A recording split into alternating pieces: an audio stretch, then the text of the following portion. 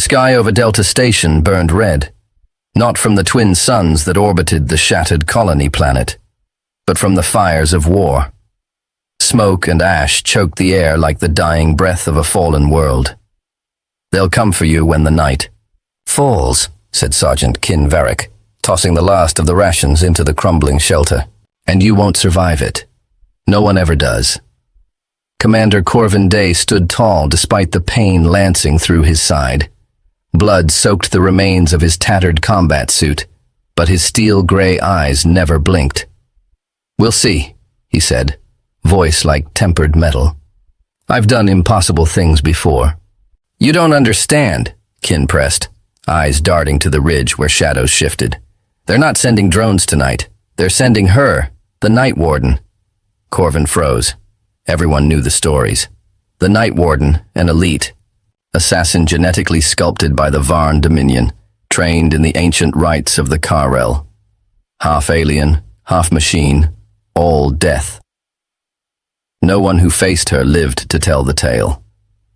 But for Corvin, the name meant something else. A memory, a face, a promise long buried beneath the rubble of betrayal. He turned away, gripping his side. "You've done enough, Kin. Get back to the evac point." The sergeant didn't argue. They both knew what was coming. Night fell. Corvin watched the last flickers of sun die on the horizon, bathing the battlefield in a haunting purple glow. The ruins groaned under the weight of silence. A silence too complete. Even the wind had stopped moving. He waited in the hollow shell of a destroyed transport ship.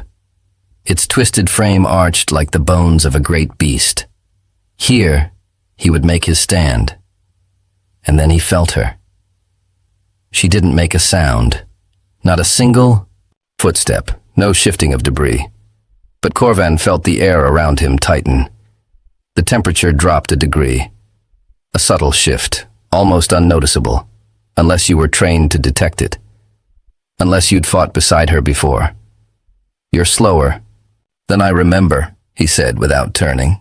A voice answered, one he hadn't heard in 3 years. "You were supposed to die on Alaran Prime." He turned then, slowly, painfully, and found himself face to face with Vailari. She was still breathtaking, tall, lithe, with glowing violet skin and luminous hair cascading like liquid crystal. But her eyes, they were colder now, less human. "More efficient, I didn't," Corvin said simply. "I noticed." Vailari stepped forward, blades gleaming at her hips, armor etched with the runes of the Dominion. Her gaze raked across his wounded form, pausing on the blood-soaked fabric. "They told me you'd deserted, that you'd betrayed our cause," she said. "But you weren't dead. You went rogue." "I went free," he replied, voice sharp. "And you, what did they turn you into, Vial?" Her jaw clenched, and something flickered in her eyes. A ghost of the woman she once was. "I became what I had to be." A pause, then she drew her blade. "I'm sorry, Corvin." He didn't move. "You're not going to kill me," he said, voice unwavering. "You don't know that." "I do." He stepped toward her. "Because if you came here to kill me, I'd already be dead." Silence stretched between them, and then, almost imperceptibly, her blade lowered. "You still know me too well." Corvan's voice softened. "I never stopped." The war outside paused in that moment. Two hearts, once allies, now on opposite sides of a war that neither had chosen, stared across a chasm of pain and memory. Vailari turned away, gaze drifting toward the burning skyline. "They've marked you for execution. If I don't kill you, they'll send someone else. Worse." "Then stay," Corvin said. "Help me end this. Fight for what we believed in." "I can't." Her voice broke, barely. "Not yet." He stepped closer, close enough to see the tiny scar beneath her eye, the one she'd gotten saving his life on Drathis Minor. "You already have." She looked up sharply. Then the comm crackled. Kin's voice, distant, panicked. "Commander, we've got incoming. Varn dropships, you've got maybe 5 minutes before this place is vaporized.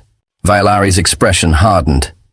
This isn't over, she said. No, Corvin replied. It's just beginning. And as she vanished into the night, leaving only the scent of ozone and the whisper of wind, he knew one thing with certainty.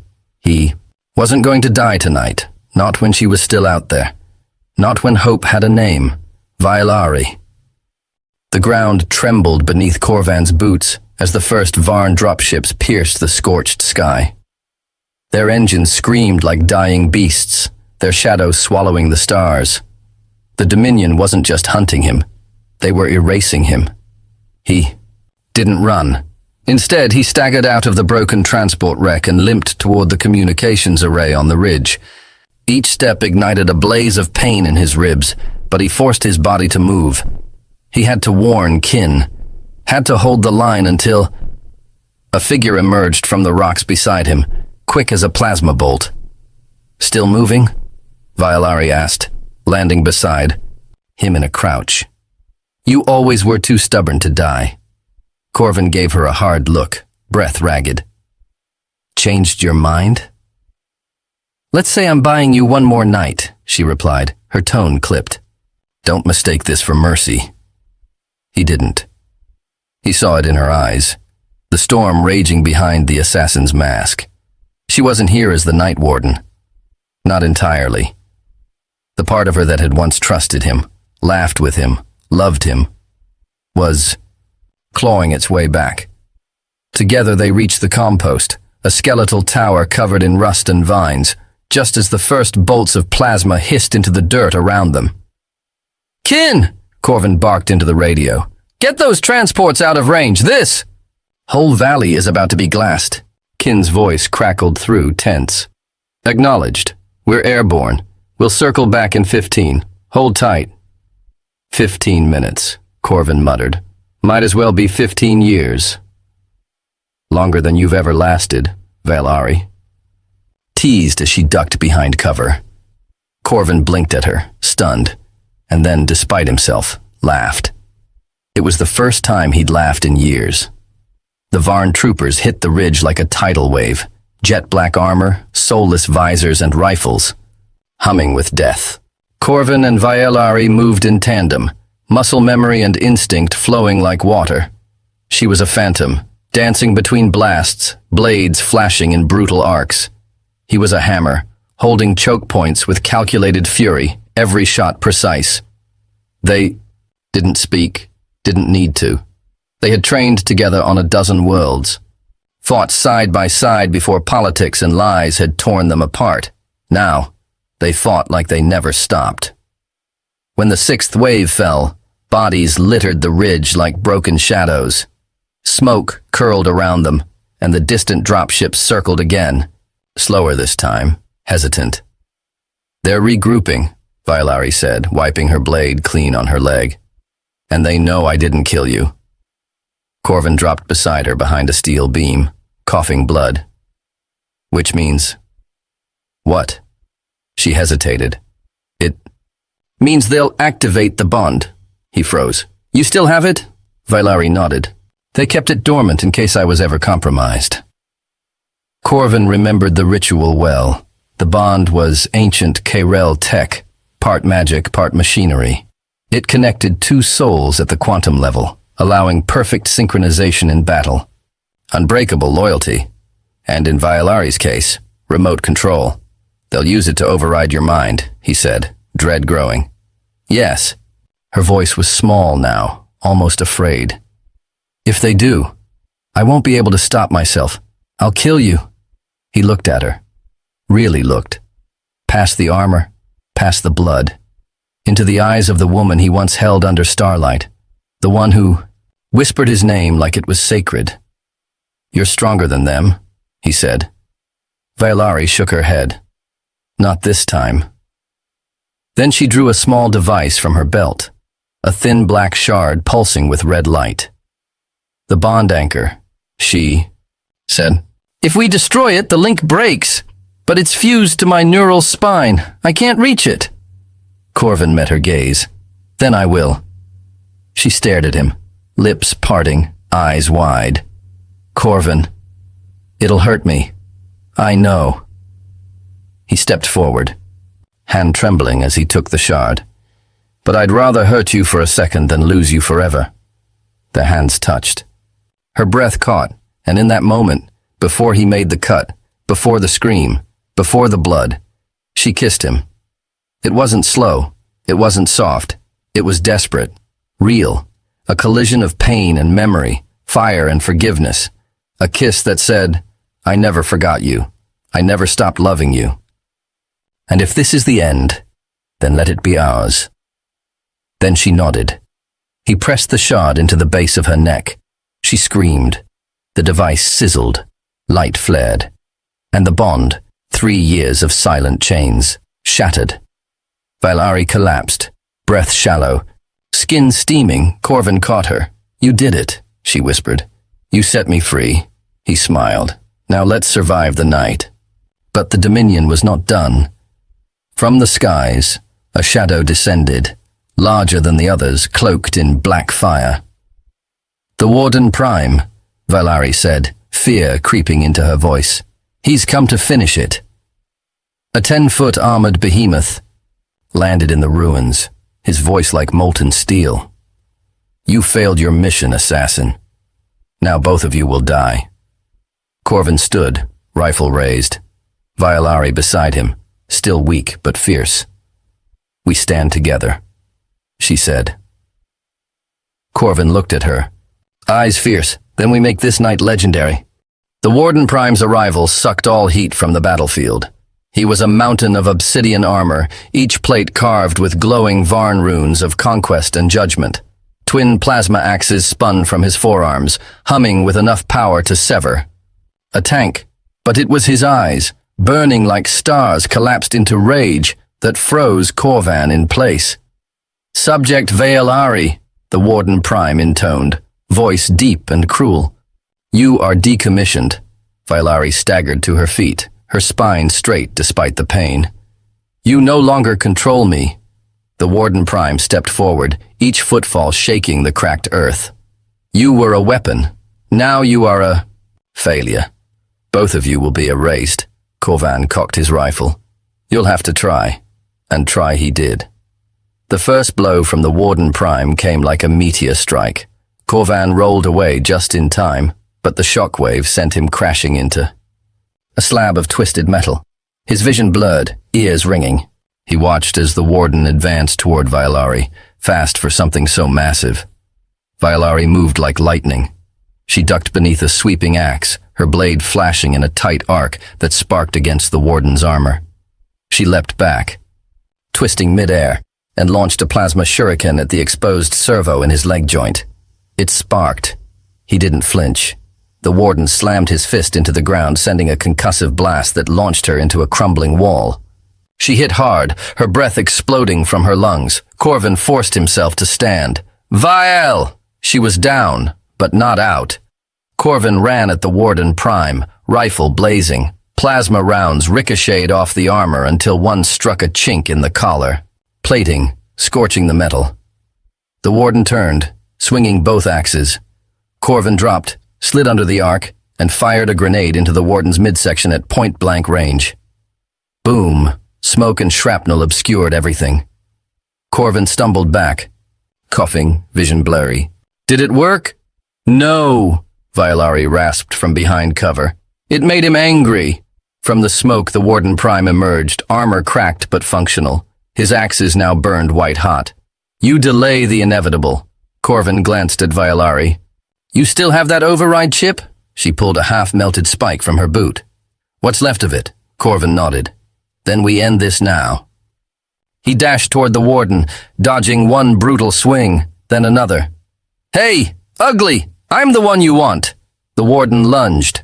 Corvin ducked, grabbed onto the monster's arm, and swung around onto his back. He climbed, screaming in pain, until he reached the nape of the Warden's neck. "Now, Vael!" Vailari sprinted forward, blood trailing down her temple. She leapt, every muscle screaming in protest, and jammed the override spike into the breach Corvin had made earlier. The Warden roared, his body convulsed, sparks flying as systems battled for control. Then, silence. The axes shut down.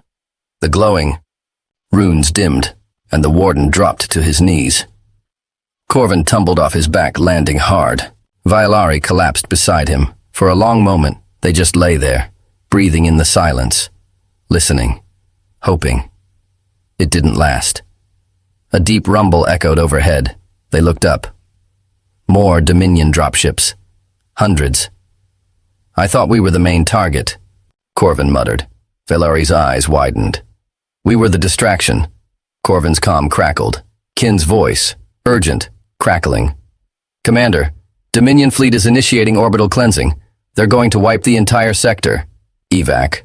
"Window?" Corvin asked. "Already running for the ridge? 30 seconds or you're stardust." He looked at Vialari. "We're out of time." She looked down at the override spike. "The warden's neural core. It's intact. I can still use it to power a signal booster. Vial, if I override the warden's systems, I can jam the fleet's targeting array long enough for your people to escape." Corvan grabbed her hand. "We both go," she smiled sadly. "We won't both make it. You know that." "I don't care. You have to. One of us has to survive." The sea ground shook again. She pressed a kiss to his lips. "Fast, fierce. Tell the galaxy we were more than weapons." Then she ran, back toward the fallen warden, plunging her hand into the exposed core, jacking into its interface with the override spike and what little remained of her own implants. Corvan screamed her name, but her voice echoed through his. "Come." "Goodbye, Corvin. This time I chose my fate."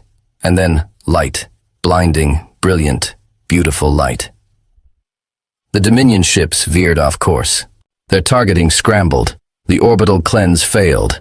Kin's ship burst through the clouds, diving toward the ridge. Corvin stood, burned and broken and howling with grief as he watched the ridge where Vialari stood, until it disappeared in a wave of plasma fire. Silence was louder than war. The battlefield smoldered under a darkening sky, metal twisted and scorched like the bones of ancient titans. All around him, Corvin felt the weight of what had been lost. He stood on the ash-covered ridge where Vialari had made her final stand, holding a single fragment of her interface spike in his scarred hand. She was gone, or so he thought.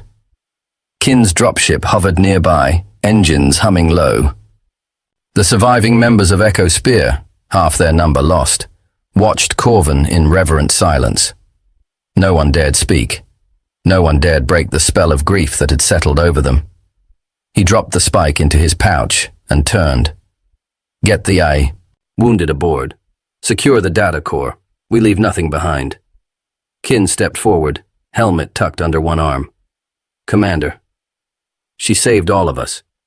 Corvin's jaw tightened. "She saved more than that. She gave us a chance to fight back. They returned to the Harrow Nest, the orbital sanctuary that now served as the Resistance's last true stronghold. It was a hobbled station patched from salvaged cruisers and orbital wrecks, but it was home. And now, it was haunted. Corvin locked himself in his quarters that night, the door sealed behind him. He poured a single drink, synthetic whiskey older than he was, and stared at the fragment of Vialari's neural spike glowing faintly on his desk. She had been more than just a warrior. More than just a survivor. She had been his reason. His comm blinked. "Sir," Kin's voice crackled through. "You'll want to see this." Corvin hesitated, then stood. The bridge was dimmed for night cycle, but every officer was wide-eyed, locked on the holotable at the center. The projection flickered. A distorted signal, jagged lines. Then, a voice. "Corvan, come." His heart stopped. "Repeat that," he barked. The technician replayed it. This time he watched the waveform as it formed into something unmistakable. Vialari's voice. "Corvin, come. The core survives."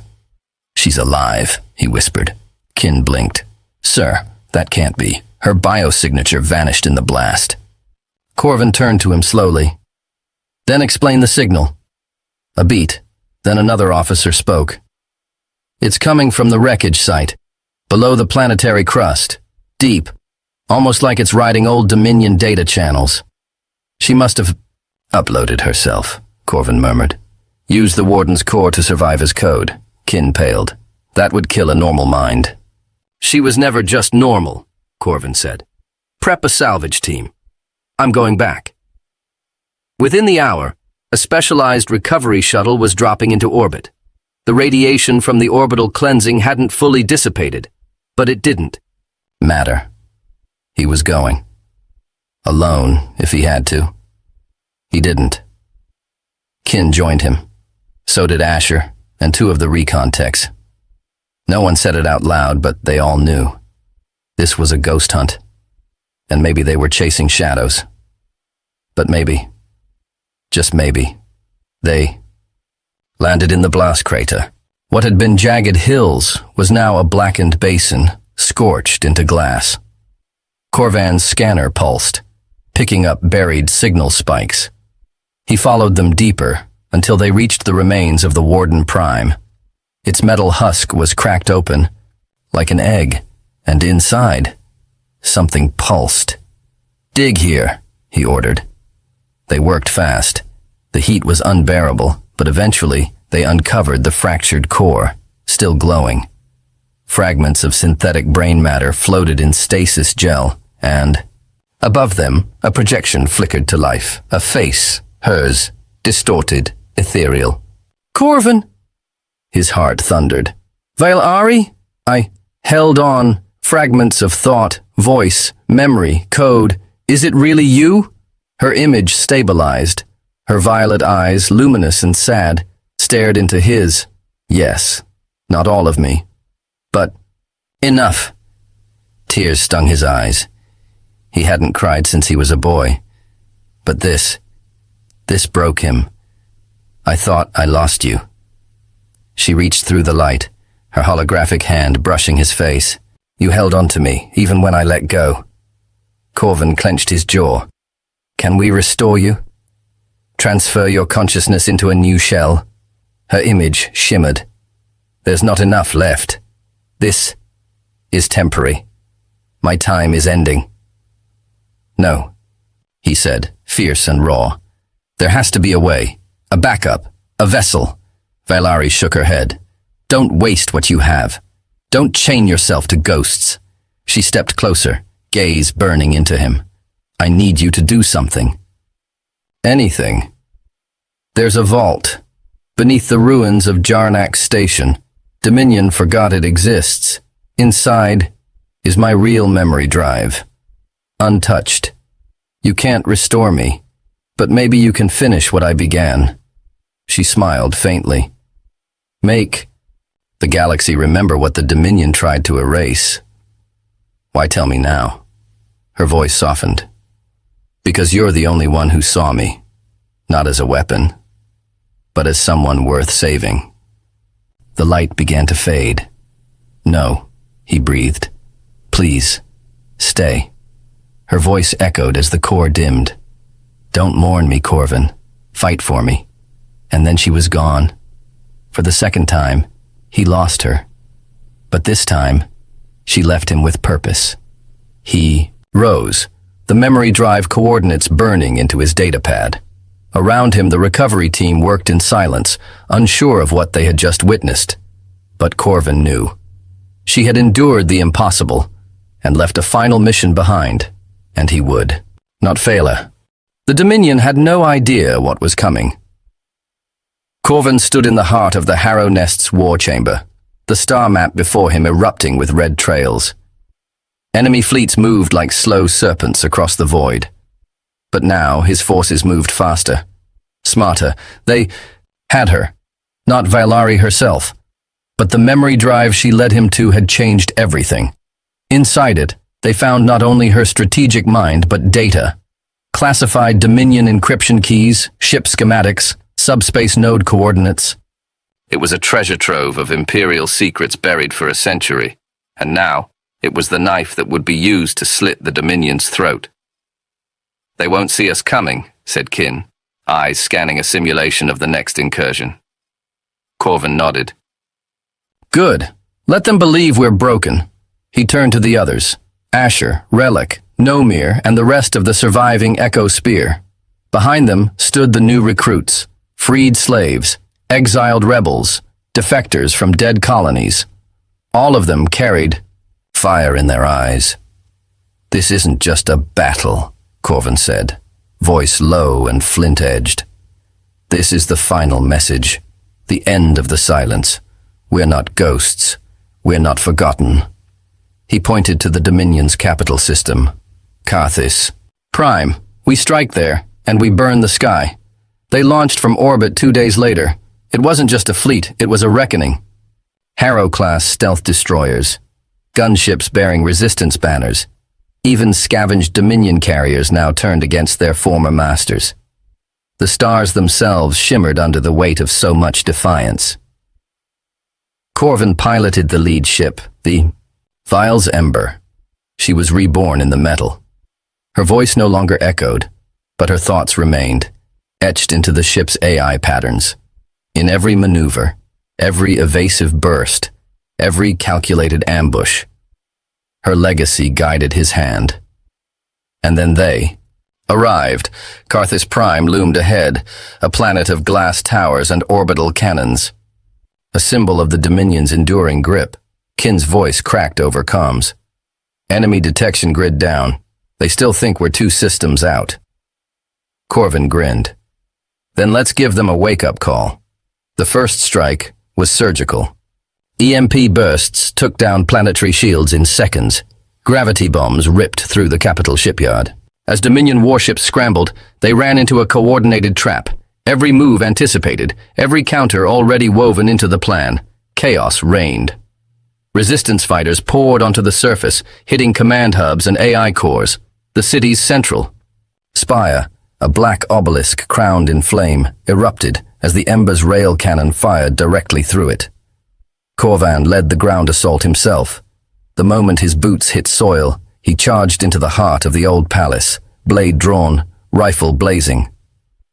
Dominion elites fell one by one, each stroke an echo of what they had taken from him. They killed Vialari. They tried to erase her, and for that, they would pay. At last, he reached the throne chamber. High Command had gathered there, thinking, themselves safe behind security barriers and loyal automatons. Corvin broke the first wall with an explosive charge and walked through smoke and ruin like a force of nature. The commander, Admiral Kerr, stood in disbelief. You're supposed to be dead. Corvin lifted his rifle. You told me I wouldn't survive the night. He fired. The blast ended Kerr before he could draw breath. Silence fell. It was done. The palace crumbled behind him as he exited into daylight. The skies of Carthus Prime shimmered with fire, but below people emerged from bunkers, from slums, from silence, and for the first time in generations, they were free. Back aboard Vale's Ember, Corvin stood in the command alcove, staring at the void beyond. Kin stepped beside him. It's over. Corvin nodded. No, it's beginning. The galaxy wouldn't heal overnight. The resistance would become something more, something lasting. A new council was forming from the liberated worlds. And Corvin, he would lead them, not as a general, but as a man who carried love into battle and burned empires to protect its memory. He pulled out the fragment of Vialari's spike once more, now resting in a glass sphere. The light inside still pulsed. She was gone. But her spark, it remained. One night, alone, he walked the quiet decks of the Ember, found a viewing chamber, and whispered, I kept my promise. There was no reply. But in the silence, he swore he felt her. Watching, smiling, and above him the stars burned with new light. He survived the night, and brought an empire to its knees. If you felt the fire of Corvin and Vialari's journey, share this story. Let the stars remember. and never. Forget, love, even in ashes, can reshape the universe.